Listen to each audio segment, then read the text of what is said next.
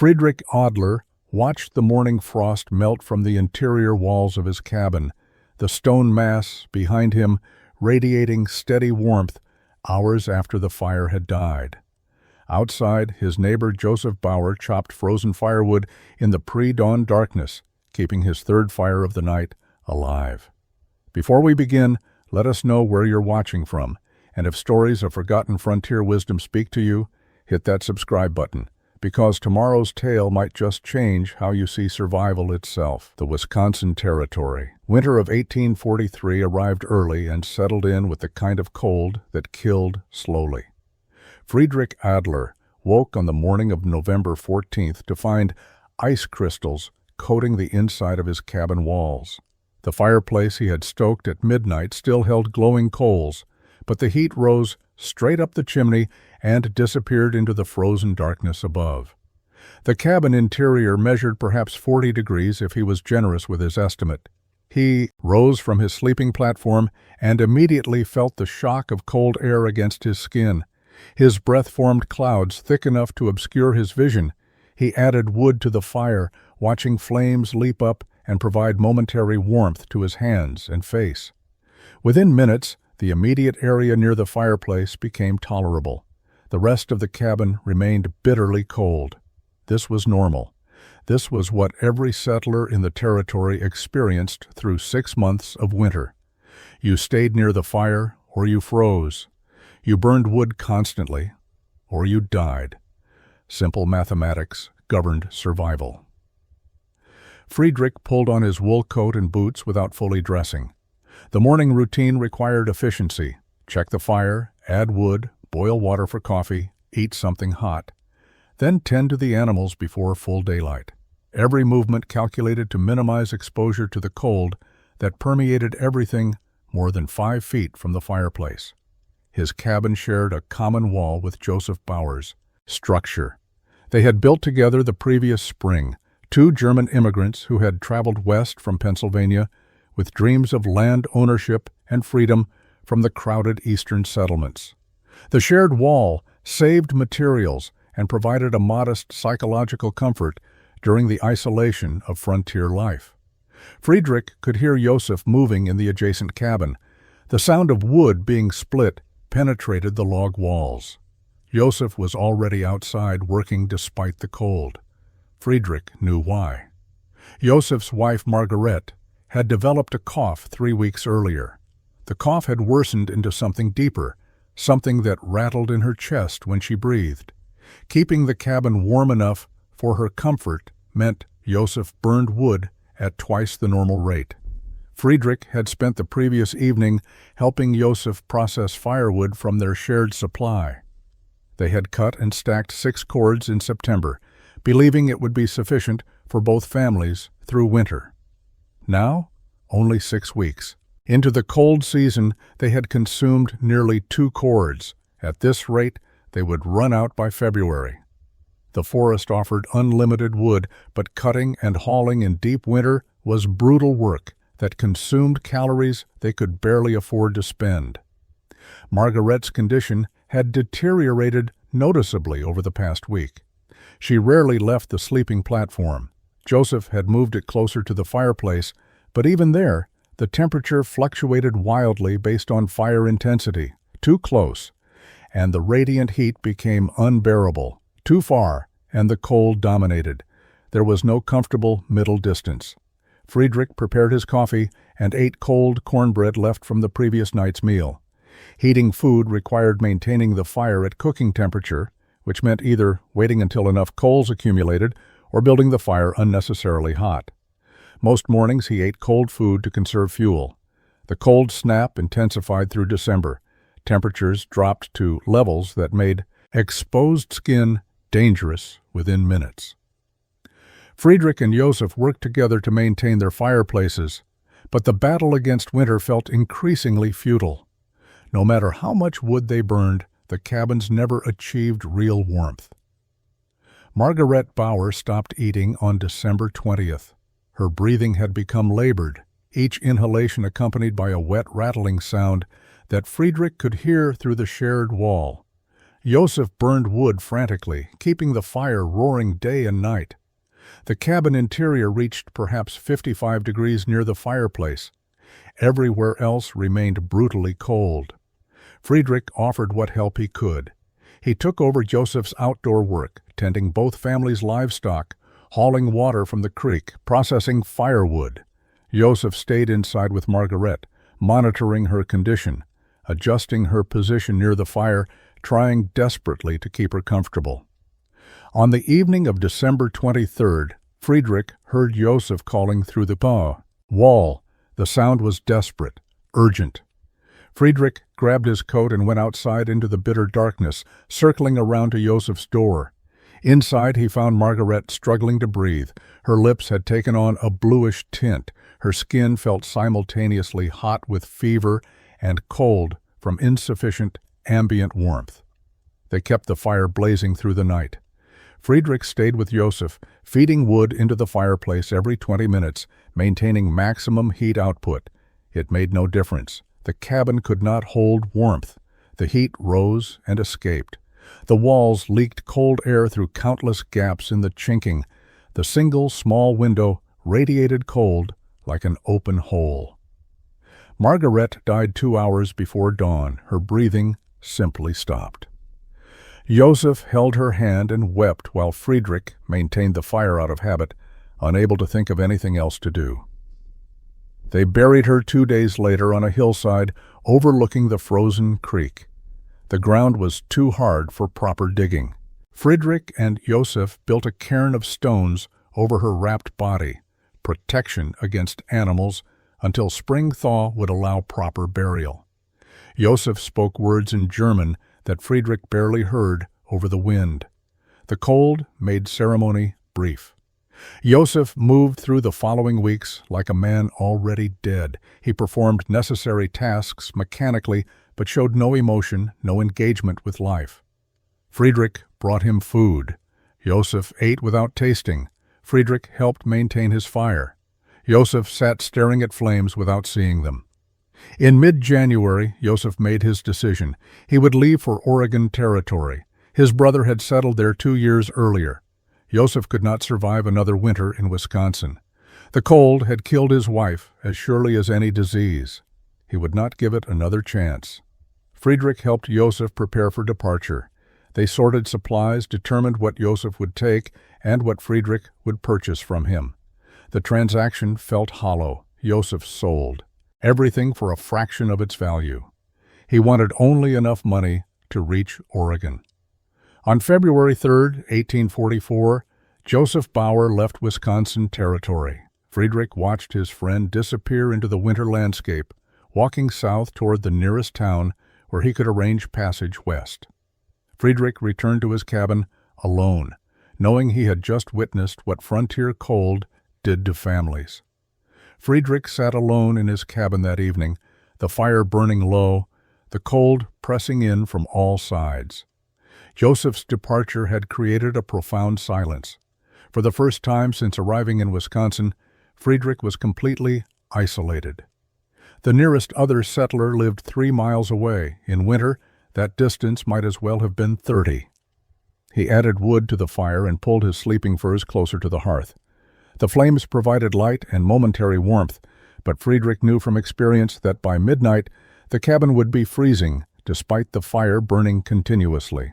This was simply how things worked in America. Everyone accepted it. Except Friedrich remembered something different. His childhood in Bavaria had been poor, but not uncomfortable. His family had lived in a small house in a village near Munich. The house had been old, built by his great-grandfather, constructed of stone and timber in the traditional manner. Friedrich had been perhaps 7 years old when he first understood that his house was different from newer buildings in the village. The difference was the Kachelofen. The tiled stove that dominated the main room of their house stood nearly 8 feet tall, built of fired clay tiles decorated with green glaze. It was beautiful, but more importantly, it was warm. Friedrich's grandfather tended the stove, feeding it twice daily with wood. The fire burned hot and fast, then died down to coals, then went out completely.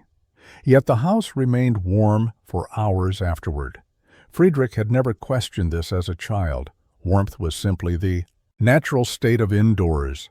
Only as an adult, after immigrating to America and experiencing how settlers built their homes, did he realize how extraordinary his grandfather's stove had been.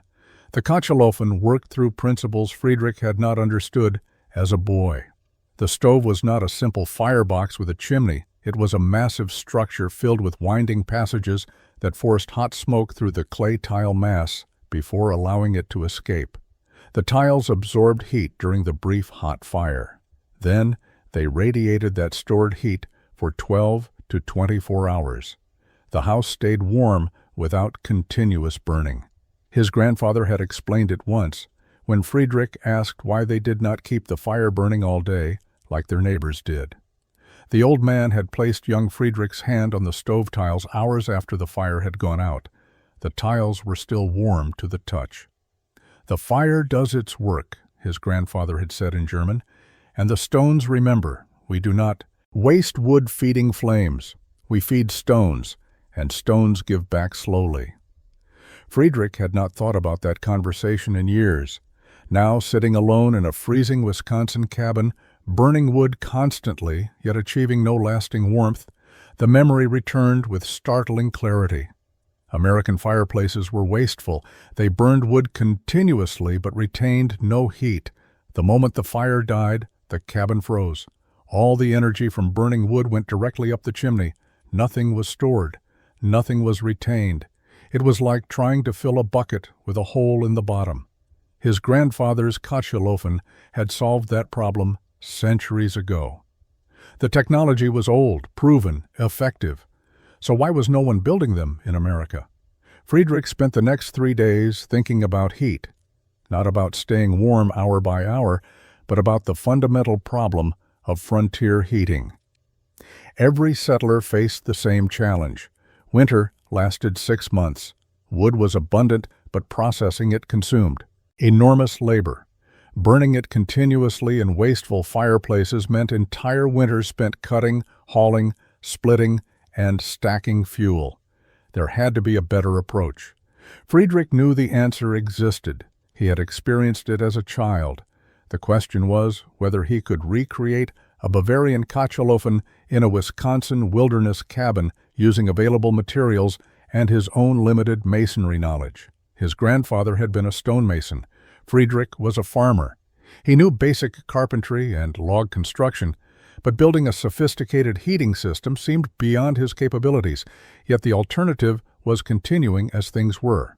Burning wood constantly, achieving minimal warmth, wasting labor and fuel, or leaving, like Joseph, admitting defeat to winter. Friedrich was not ready to leave. He had claimed this land legally, filed his papers, invested 2 years of work into clearing fields and building infrastructure. The soil was good. The location was defensible. Everything about the claim made sense except the inability to stay warm in winter. If he could solve the heating problem, everything else became manageable. He made his decision on February 7th. He would spend the remainder of winter planning and spring through fall, building a proper heating stove. Not a fireplace, not a simple chimney. A real heat storage system modeled on his grandfather's Kochelofen, but adapted to frontier conditions and available materials. The decision meant committing his entire year to a project that might fail. It meant explaining to other settlers why he was not planting maximum acreage or pursuing other income opportunities. It meant accepting their judgment and probable mockery. Friedrich accepted all of this. Margareta Bauer had died from cold, inadequately addressed by standard construction. Joseph had been driven away by the same problem. Friedrich would not let winter defeat him. If German engineering had solved this problem 2 centuries ago, he could solve it again. Here, he began by examining his current fireplace critically. The design was typical for American frontier construction. A firebox built of stacked stones held together with mud mortar. A simple chimney rising through the roof. No heat retention, no efficiency. just open combustion with smoke evacuation. Friedrich started sketching plans in charcoal on flat pieces of bark. He drew from memory what he could recall of his grandfather's stove. The massive structure, the small firebox door, the winding internal passages, the tiled exterior.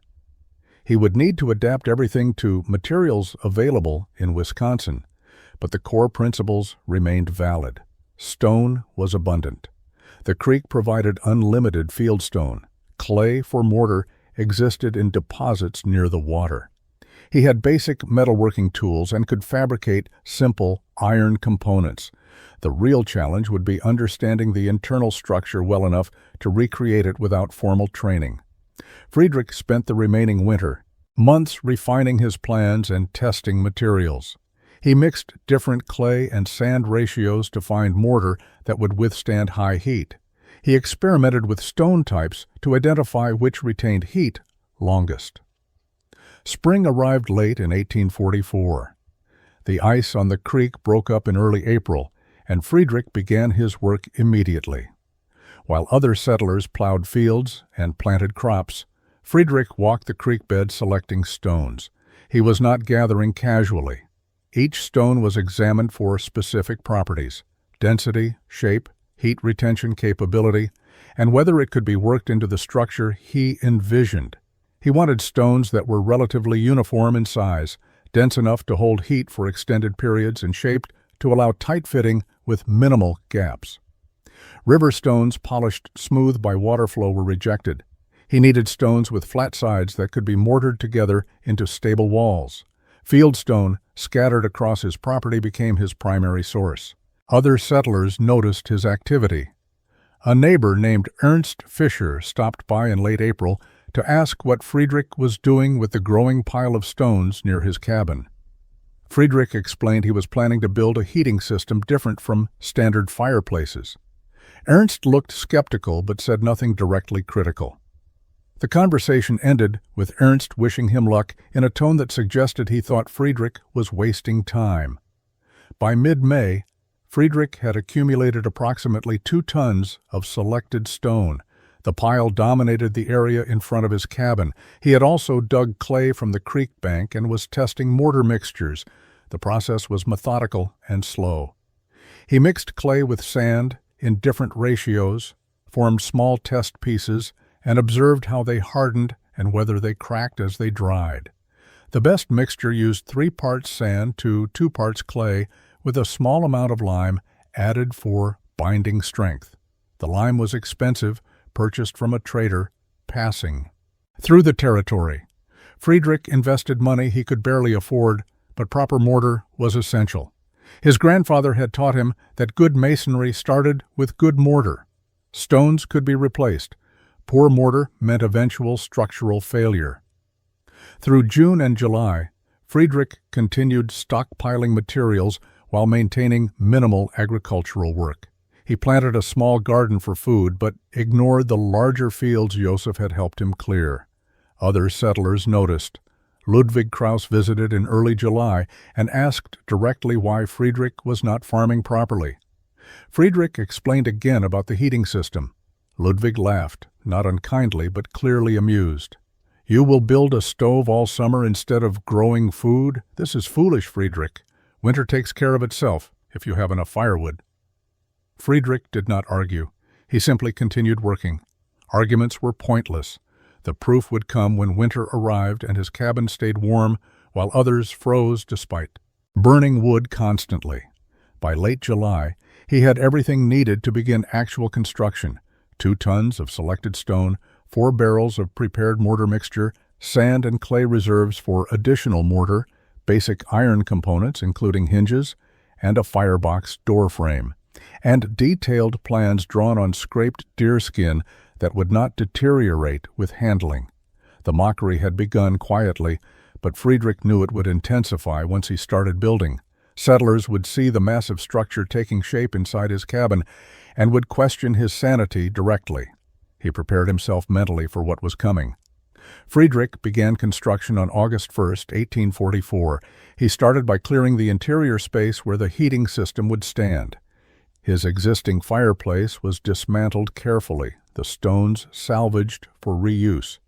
The location he chose was not against a wall as standard fireplaces were built, but in the center of the cabin. This placement would allow heat to radiate in all directions, warming the entire interior rather than losing energy through an exterior wall. The decision to build in the center of his living space was radical. It meant the massive structure would dominate the cabin, consuming floor space and creating an obstacle in the middle of the room. Most settlers would have rejected this approach immediately. Friedrich understood the physics. Placing the heat source centrally with no exterior walls nearby meant maximum efficiency. Every surface of the heating system would radiate warmth into the living space. Within days of starting construction, visitors arrived. Anton Weber came by on August 4th and stood in Friedrich's doorway staring at the foundation taking shape. The foundation was larger than expected, nearly 6 feet by 4 feet, designed to support the massive weight that would rise above it. Anton asked questions. How tall would this structure be? How much would it weigh? What was Friedrich thinking, putting such weight on? A wooden cabin floor, Friedrich explained patiently. The weight would distribute across multiple floor joists. The foundation itself rested on stones extending below the floor level to solid earth. The structure was engineered to be safe. Anton shook his head and left without further comment, but Friedrich could see the doubt clearly. The mockery became explicit when Ernst Fischer and Ludwig Krauss arrived together on August 10th. They watched Friedrich mortaring stones for perhaps 20 minutes. Then Ernst spoke directly. Friedrich, this is madness. You are building a stone tower inside your cabin. For what? To heat one room? A simple fireplace does the same job in 2 days of work. You have spent 2 weeks already on a foundation. Ludwig added his own observation. The weight alone will collapse your floor by winter, and if it does not collapse, you will have a giant stone pile in the middle of your home, blocking movement and serving no purpose. A normal fireplace would not serve. Better. Friedrich tried explaining the concept of thermal mass heat storage. He described how the stone would absorb heat from a short, hot fire and radiate it for hours afterward. He mentioned his grandfather's Kachelofen in Bavaria, and how effectively it had heated their home with minimal wood consumption. Ernst and Ludwig exchanged glances. Ernst spoke carefully, as if addressing a confused child. Friedrich, we are not in Bavaria. We are in Wisconsin. Americans build fireplaces because they work. You are wasting your summer building something that will fail, and you will have no crops and no food because you spent all your time on this foolishness. After they left, Friedrich continued working. Their words stung because they contained partial truth. He was gambling his entire year on an untested project. If the heating system failed, he would face winter with inadequate food supplies and no improvement in his situation. But he had committed to this path. Turning back now meant accepting that he could not solve problems his grandfather had solved generations ago. The foundation required 3 weeks of intensive work. Friedrich excavated 12 inches below the cabin floor level, removing dirt until he reached harder packed earth. Into this excavation he placed large flat stones as a base layer, selecting the largest and most stable rocks from his collected supply. These foundation stones were fitted together as tightly as possible, with mortar filling gaps and creating a level surface. Above the base layer, he built up courses of stone using his prepared mortar. Each stone was positioned carefully, checked for level, and secured with generous amounts of mortar between joints. The foundation rose until it reached floor level, creating a solid platform that distributed the enormous weight of the heating system across a wide area and down to the earth below the cabin floor. The engineering was critical. Friedrich estimated the completed heating system would weigh between 2,000 and 3,000 pounds. His cabin floor consisted of split log planks resting on joists spaced approximately 18 inches apart. A standard fireplace built against a wall concentrated its weight along 1 or 2 joists. Friedrich's central placement meant the foundation would span multiple joists, distributing weight more effectively. He reinforced the joists directly beneath the foundation, using additional timber salvaged from the trees he had cleared for fields. While working on the foundation, Friedrich received more visitors. Settlers traveling to the nearest trading post stopped to see what the German was building. Word had spread. The mad German who was constructing something strange instead of farming. People came out of curiosity, stayed briefly, made comments ranging from polite skepticism to open mockery, then departed. One visitor, a Norwegian settler named Oscar Peterson, examined the foundation with professional interest. Oscar had worked as a mason in Norway before immigrating. He asked detailed questions about mortar composition, stone selection, and weight distribution. Friedrich answered honestly, explaining his limited masonry knowledge and reliance on childhood memories of his grandfather's work. Oscar offered a blunt assessment. "Your foundation is good, better than I expected from a farmer, but you understand you are attempting something very difficult? A Kachelofen requires precise internal structure. If you build the flue passages incorrectly, smoke will enter your cabin, or the system will not draw properly and the fire will not burn. You are taking a large risk." Friedrich acknowledged the risk but explained his reasoning. Oscar nodded, understanding the motivation, even if he doubted the execution. Before leaving, Oscar gave Friedrich one piece of advice. When you build the internal passages, make them wide enough for good draw, but not so wide that hot gases escape too quickly. The smoke must travel through the stone mass slowly to transfer heat. This balance is everything. The advice proved valuable. Friedrich modified his plans based on Oscar's guidance, adjusting the internal passage dimensions in his drawings. The foundation was completed by August 22nd. 3 weeks of work had produced a stable platform ready to support the massive structure that would rise above it. Friedrich stood back and examined his work. Building the primary firebox required precision Friedrich had never attempted before. This was the heart of the entire system, where wood would burn at extremely high temperatures. The stones forming the firebox interior needed to withstand intense heat without cracking, and the mortar between them had to remain stable under thermal stress that would destroy ordinary materials. Friedrich selected his densest stones for the firebox walls. He tested each stone by heating it in his temporary outdoor fire and then observing whether cracks appeared as it cooled.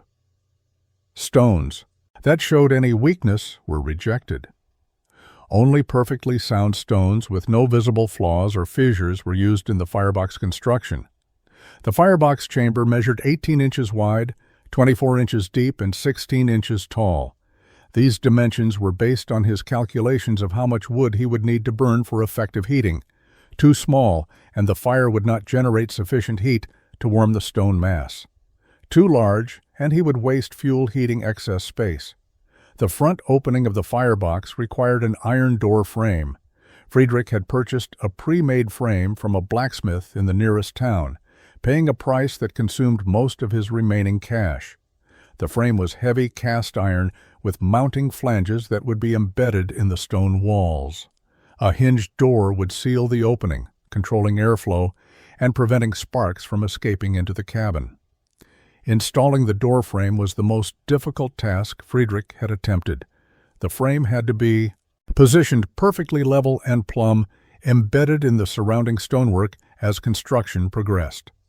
He built up the firebox walls one course at a time, gradually surrounding the frame with mortared stone.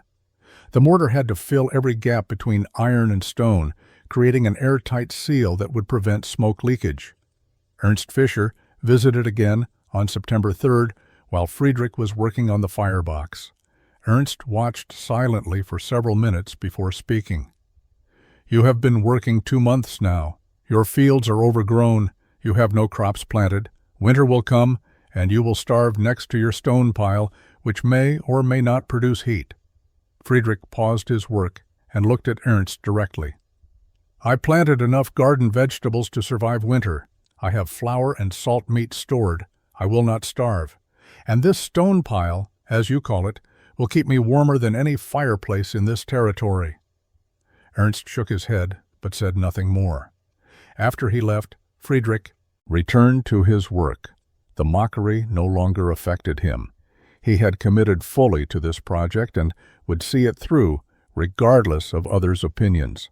The firebox was completed by September 8th. Friedrich built a small test fire inside to cure the mortar and check for smoke leaks. The mortar smoked slightly as moisture evaporated, but no cracks appeared and no gaps allowed smoke to escape. The test was successful. Above the primary firebox, Friedrich began constructing the labyrinth of passages that would define the system's effectiveness. This was where his grandfather's design became critical and where Friedrich's limited knowledge became most apparent. The internal passage system was where thermal efficiency would be won or lost. Friedrich's design called for hot gases from the firebox to rise into a chamber directly above the combustion zone, then be forced to travel horizontally through narrow passages embedded in the stone mass before finally reaching the chimney exit. This winding path would maximize contact between hot gases and stone surfaces, transferring heat into the thermal mass that would radiate warmth for hours. Building passages inside a solid stone structure presented unique challenges. Friedrich had to create hollow channels while simultaneously building stable walls around them. His method involved using temporary wooden forms that would define the passage shapes while he built stone walls around them. Once the mortar cured, he would remove the wooden forms, leaving hollow passages behind. He cut boards to create form pieces that would fit together inside the structure. These forms had to be strong enough to support stone weight during construction, but removable afterward. Friedrich used straight pine boards, carefully measured and fitted. The passages needed to be approximately 4 inches wide and 6 inches tall, sized to allow good gas flow while maintaining sufficient surrounding stone mass for heat storage. The first passage led from the firebox chamber upward and then horizontally toward the back of the structure. Friedrich placed his wooden form, then built stone walls on both sides and above it, creating a tunnel through the stone mass. The work was tedious and required constant attention to maintaining proper spacing and ensuring mortar filled all gaps between stones. After the first passage was built and the mortar had set for 24 hours, Friedrich carefully removed the wooden form. The passage remained intact, a hollow channel through solid stone. He examined the interior surface with a candle, checking for loose stones or mortar that might obstruct gas flow. Everything appeared solid. He continued building additional passages, creating a maze inside the stone structure. The second passage connected to the first and led horizontally across the width of the structure. A third passage led upward again toward what would eventually be the secondary chamber. Each connection between passages required careful attention to ensure smooth transitions without sharp angles that might restrict flow or create turbulence. Ludwig Krauss visited on September 15th and asked to see inside the structure. Friedrich explained the passage system, describing how hot gases would travel through the stone mass. Ludwig stared at the openings, clearly confused by what he was seeing. "This looks like a pile of rocks with holes in it. How will smoke know where to go? It will fill your cabin." Friedrich explained the principle of draft, how hot gases naturally rise and create suction that pulls fresh air into the firebox. The passages would channel this flow through the predetermined path. Ludwig remained skeptical, but admitted he did not understand masonry or heating systems well enough to judge properly. By September 22nd, Friedrich had completed the internal passage labyrinth.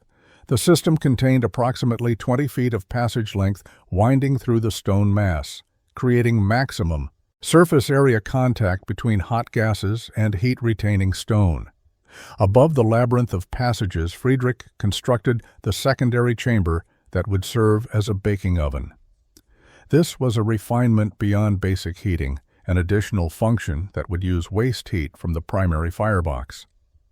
His grandfather's Kochelofen had included a similar feature, and Friedrich remembered his grandmother baking bread using heat that would otherwise have been lost up the chimney. The baking chamber measured 20 inches wide, 16 inches deep, and 12 inches tall. Friedrich built it using the same careful stone selection and mortaring techniques he had developed over the previous weeks. The chamber's floor consisted of thick, flat stones that would absorb and hold heat, creating a stable baking surface. The walls and ceiling were built to contain heat, while allowing excess gases to continue through the passage system toward the final chimney exit. The front of the baking chamber required another iron door, smaller than the primary firebox door, but built to the same standards. Friedrich had purchased this second door from the same blacksmith, explaining its purpose and receiving skeptical commentary about whether anyone needed two doors on a heating stove. The blacksmith had made the door anyway, and Friedrich now installed it carefully, embedding the frame in the surrounding stonework. The connection between the secondary chamber and the continuing passage system required precise engineering. Hot gases from the primary firebox would pass through the labyrinth, transferring heat to the stone mass. Some of this heat would warm the baking chamber from below and behind. The gases would then continue upward toward the chimney, but at a reduced temperature since much of their thermal energy had already been transferred to the stones. This sequential heat extraction was the genius of the design. Nothing was wasted. The same fire that heated the cabin also provided cooking capability without requiring additional fuel. American settlers typically maintained separate cooking fires or used their heating fireplaces for cooking, which meant either burning excessive wood or accepting reduced heating efficiency. Anton Weber visited on September 28th and examined the secondary chamber with obvious confusion. "You have built two fireboxes, one on top of the other? This makes no sense, Friedrich. How will you tend two fires at once?" Friedrich explained patiently that only one fire would burn in the lower chamber. The upper chamber would heat from the residual warmth in the gases passing through the system. Anton looked doubtful but did not argue further. His expression suggested he thought Friedrich had built something uselessly complex. By the end of September, the secondary chamber was complete. The structure had reached approximately 6 feet in height, dominated the cabin interior completely, and represented hundreds of hours of work. Friedrich stood back and assessed what he had built. The massive stone structure looked crude and utilitarian, nothing like his grandfather's beautiful glazed tile stove. But the principles were identical. If he had built it correctly, the physics would work regardless of appearance. October arrived with cold nights that reminded Friedrich why he was building this system. Frost appeared on the cabin walls in early morning hours. He lit small fires in a temporary outdoor fire pit for warmth while working, knowing his old fireplace was dismantled and unusable. The heating system had to be completed before serious cold arrived, or he would face a dangerous situation. The upper portions of the structure required finishing work that would complete the passage system and connect everything to the chimney exit. Friedrich built up the stone walls above the secondary chamber, gradually tapering the structure toward the top where the chimney would penetrate the roof. This tapering served both structural and aesthetic purposes. It reduced weight at the highest point and created a more stable, pyramid-like form. The final passage connections were built into these upper courses. Hot gases exiting the secondary chamber area would make one last horizontal traverse through stone mass before finally reaching the vertical chimney channel. This final passage added perhaps 6 more feet of contact length between gases and stone, extracting the last available heat before allowing exhaust to escape. The chimney itself was built as a vertical channel through the center of the upper structure. Friedrich used smaller stones to create a flue approximately 8 inches in diameter, large enough for good draft, but small enough to maintain some restriction that would prevent gases from escaping too rapidly. The chimney rose through the cabin roof, requiring careful flashing work to prevent rain leaks around the penetration. By mid-October, Friedrich was working on the final courses of stone. The structure had reached 7 feet in height, its mass dominating the cabin so completely that Friedrich had to navigate around it constantly. Visitors who saw the completed form were universally shocked by its size. Ernst Fischer came by on October 12th and simply stared without speaking for several minutes before leaving. No words were necessary. His expression communicated everything he thought about Friedrich's project. The final stones were set on October 18th. Friedrich stepped back and examined the completed structure with exhausted satisfaction. 4 months of work had produced something unprecedented in the Wisconsin territory. The heating system weighed approximately 2,500 pounds, stood 7 feet tall, and incorporated engineering principles that none of his neighbors understood or appreciated. But doubts crept into Friedrich's mind as he looked at what he had built. The structure appeared solid and well constructed, but he had never built anything like this before. His grandfather had possessed decades of masonry experience. Friedrich had taught himself through trial and error. What if the passage dimensions were wrong? What if the draft proved insufficient? What if smoke leaked into the cabin instead of drawing up the chimney? He had gambled an entire year on theoretical knowledge and childhood memories. The test would come soon. Winter was approaching rapidly. Within weeks, he would light the first fire and discover whether 4 months of work had produced a revolutionary heating system or an expensive pile of useless stone blocking the middle of his cabin. Friedrich spent 3 days inspecting every aspect of the completed heating system before attempting to light the inaugural fire. He examined the firebox interior with a candle, checking for loose stones or mortar that might have cracked during curing. He looked up through the chimney channel to verify clear passage to the roof exit. He tested the door seals, ensuring both the primary firebox door and secondary chamber door closed tightly without gaps that would leak smoke. On October 22, 1844, Friedrich prepared to test his creation. He gathered small kindling and dry wood, building a modest first fire that would cure any remaining moisture in the mortar without thermal shocking the stones. The weather was cold enough that he needed heat, but not so severe that failure would be immediately dangerous. He opened the primary firebox door and arranged kindling on the floor of the combustion chamber. He struck sparks with flint and steel, igniting dry grass tinder that caught quickly. Small flames grew, consuming the kindling. Friedrich added slightly larger pieces of wood, building the fire gradually. Smoke rose from the flames and disappeared upward into the passage system above. No smoke entered the cabin. This was the first critical test. If the passage system was poorly designed, or if the chimney draft was insufficient, smoke would spill out of the firebox into the living space. Friedrich watched carefully, looking for any wisps of smoke escaping around the doorframe or leaking from mortar joints. Nothing appeared. The draft was pulling smoke upward successfully. He added more wood, increasing the fire size until flames filled the firebox chamber. The fire burned hot and clean. Friedrich could feel heat radiating from the open door.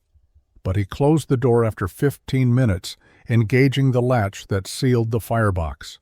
Heat continued building inside the stone structure. He could hear the fire roaring behind the iron door, consuming wood rapidly. After 2 hours of burning, Friedrich let the fire die naturally. He had added no wood for the final 30 minutes, allowing the fuel to burn down to coals and then ash. The roaring sound diminished and eventually stopped. Silence filled the cabin except for the faint ticking of cooling metal in the doorframe. Now came the real test. Would the stone mass retain the heat and radiate it slowly, or would the cabin cool immediately as with a standard fireplace? Friedrich waited. An hour passed. The cabin remained warm. He placed his hand on the stone surface near the primary firebox. The stone was hot to the touch, almost painfully so. He tested stones higher up on the structure, still very warm. Even near the top of the system, the stones retained noticeable heat. 3 hours after the fire had died completely, the cabin was still comfortably warm. Friedrich estimated the interior temperature at approximately 60 degrees, far warmer than his old fireplace had ever maintained without continuous burning. The stones continued radiating heat steadily, drawing from the enormous thermal energy stored in 2,500 pounds of heated mass. November brought the first serious cold to the Wisconsin Territory. Temperatures dropped below freezing at night and stayed near freezing during daylight hours. Friedrich settled into a routine with his heating system that felt almost miraculous compared to his previous winter experience. He lit fires twice daily, once in early morning and once in early evening. Each fire burned for approximately 2 hours with relatively small amounts of wood. The stone mass absorbed the heat and radiated it continuously for the next 10 to 12 hours. The cabin maintained steady warmth. Friedrich woke in the morning to interior temperatures around 55 degrees, comfortable enough that he did not need to dress immediately in all his winter clothing. After lighting the morning fire and letting it burn through breakfast, the cabin would warm to 65 degrees or higher. This warmth persisted through the day with gradual cooling. The evening fire restored heat for nighttime comfort. The wood consumption was dramatically lower than the previous winter. Friedrich estimated he was burning 1/4 the amount of wood Joseph and he had burned together the year before. The efficiency came from 2 sources.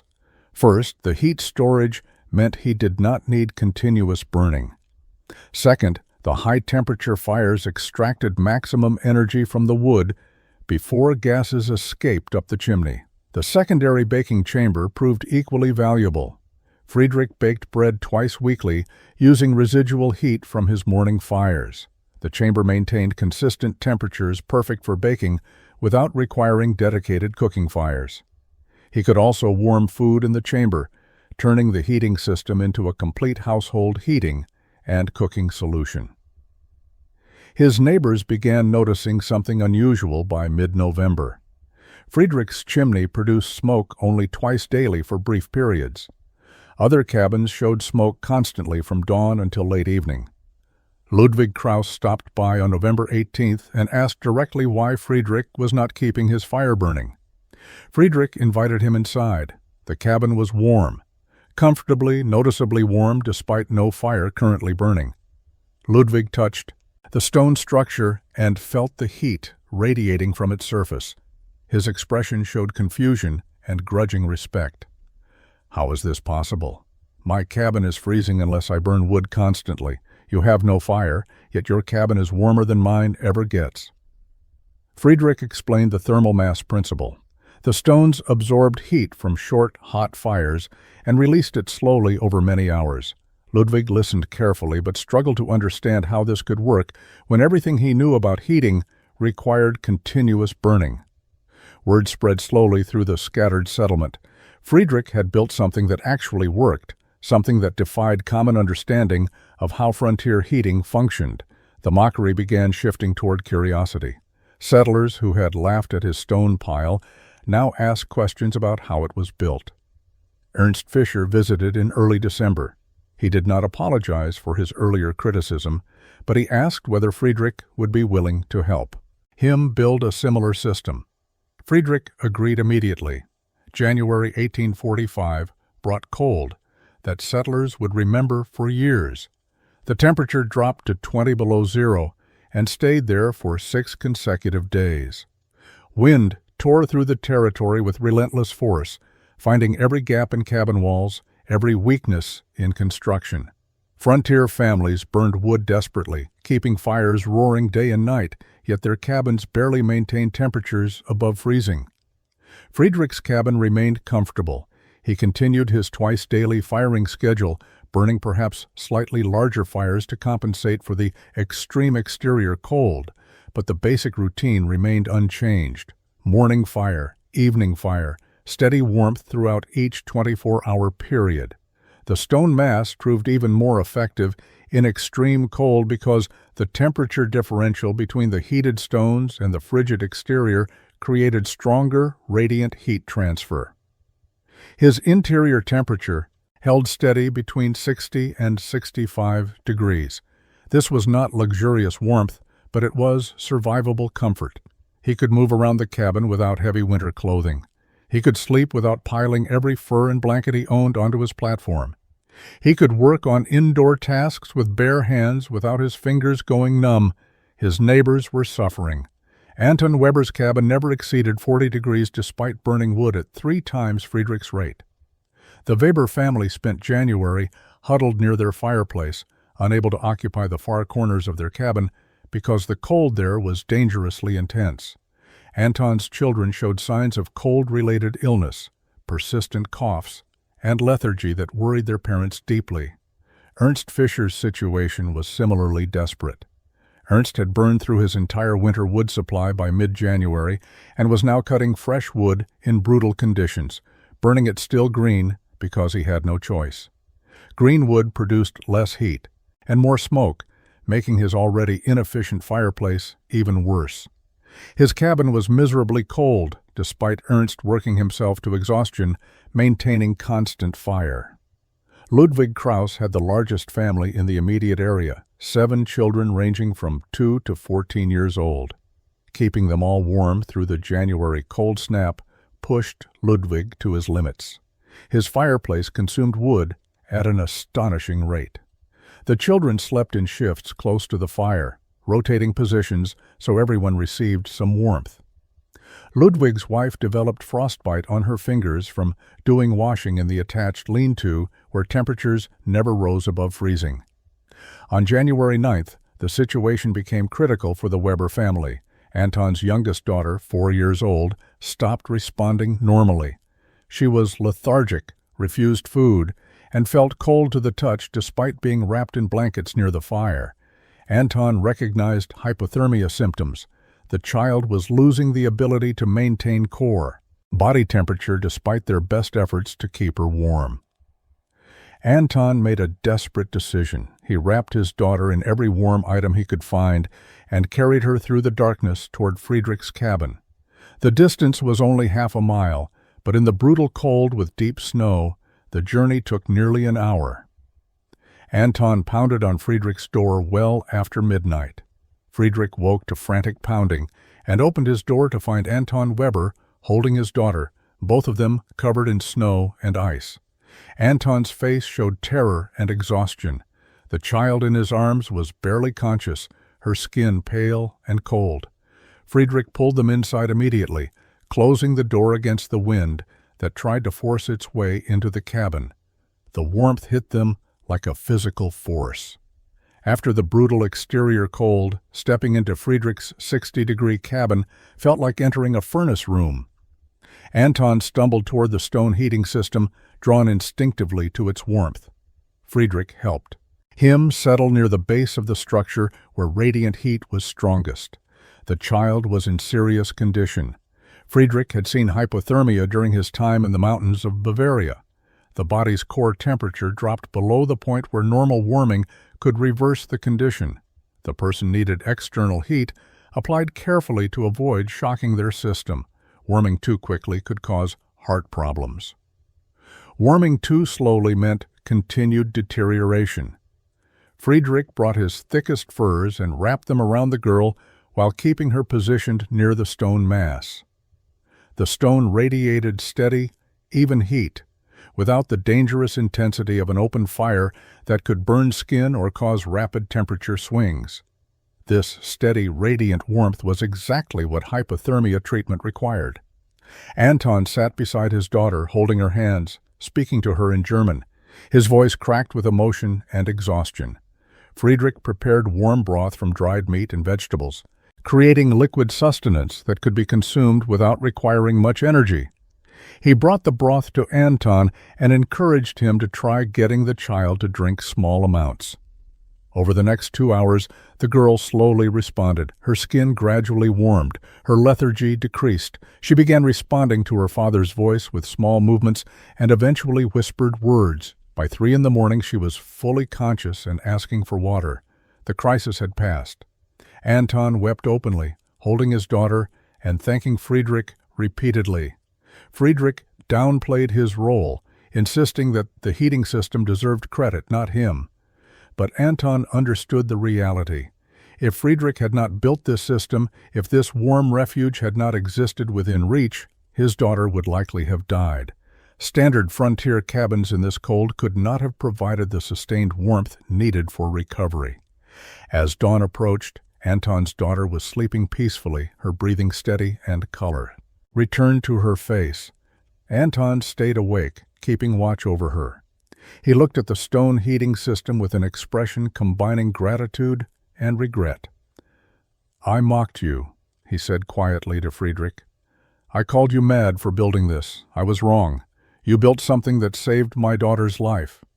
Friedrich made coffee using the baking chamber's residual heat and sat with Anton as morning light filtered through the cabin window. Outside, the temperature remained savagely cold. Inside, the cabin stayed warm and safe, the stone mass continuing its steady work of radiating heat absorbed from the previous evening's fire. Word of the Weber child's rescue spread through the settlement within days. The story transformed how settlers viewed Friedrich's heating system. What had been an object of mockery became something approaching reverence. This was not just an efficient way to burn wood. This was life-saving technology that could mean the difference between survival and death during extreme winter conditions. Ernst Fischer appeared at Friedrich's door on January 15th. He was direct and humble. "I want to build what you have built. I need you to teach me. I will pay you whatever I can afford or work for you in trade. My family cannot survive another winter with our current fireplace." Friedrich agreed immediately and asked for no payment. The knowledge was not his to sell. His grandfather had taught him freely. He would pass it forward the same way. They began planning Ernst's heating system that afternoon, with Friedrich sketching designs and explaining principles, while Ernst took notes on bark paper. Ludwig Krause came 2 days later with the same request. Then Anton Weber, once his daughter had fully recovered. Within a week, Friedrich had committed to helping 4 families build masonry heating systems before the next winter arrived. The work would consume his entire spring and summer, but Friedrich accepted this willingly. He had proven the concept. Now it needed to spread. Construction began in April 1845, as soon as weather permitted outdoor work. Friedrich moved between building sites, supervising foundation work, teaching mortar mixing, explaining passage design. Each family provided labor. Friedrich provided expertise and guidance. The projects progressed slowly but steadily through spring and into summer. Ernst Fischer's system was completed first in early July. Ernst had worked obsessively, determined to finish before harvest season demanded his attention. The design was similar to Friedrich's, but adapted to Ernst's smaller cabin. Friedrich helped with the critical firebox and passage construction, ensuring the system would function correctly. Ludwig Krause's system took longer because of its size. With 7 children, Ludwig needed more heating capacity. Friedrich designed a larger structure with a bigger firebox and more extensive passage network. The construction consumed 3 months and required significant stone hauling, but by late August, Ludwig had a heating system that could warm his entire large cabin efficiently. Anton Weber built the most refined version. He had studied Friedrich's design carefully and made improvements based on lessons learned from Ernst's and Ludwig's builds. Anton's system included better insulation around the firebox, smoother passage transitions, and more accessible cleaning ports for removing accumulated ash from the passages. Friedrich praised these innovations and incorporated them into his advice for future builds. By fall 1845, 4 families in the immediate area had masonry heating systems. The contrast with previous winters would be dramatic. These families would remain comfortable while their neighbors struggled with inadequate fireplaces. The technology was proving itself repeatedly, building a track record that would drive further adoption in coming years. The winter of 1845 through 1846 provided definitive proof of the masonry heating system's superiority.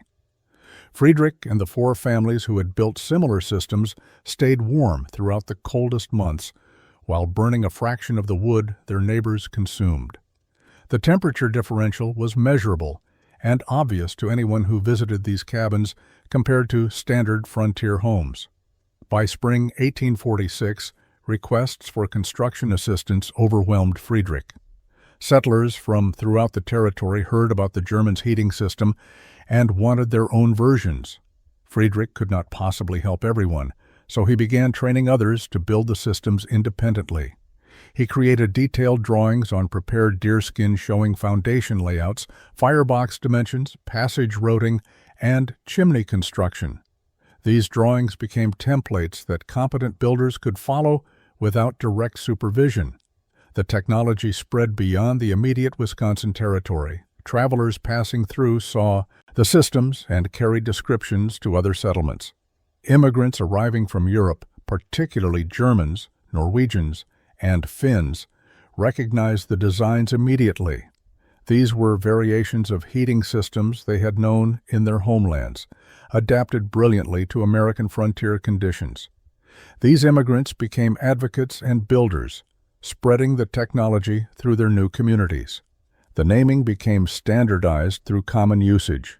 Settlers called them Adler heaters, after Friedrich's surname. He never promoted this name himself, but it stuck through organic adoption.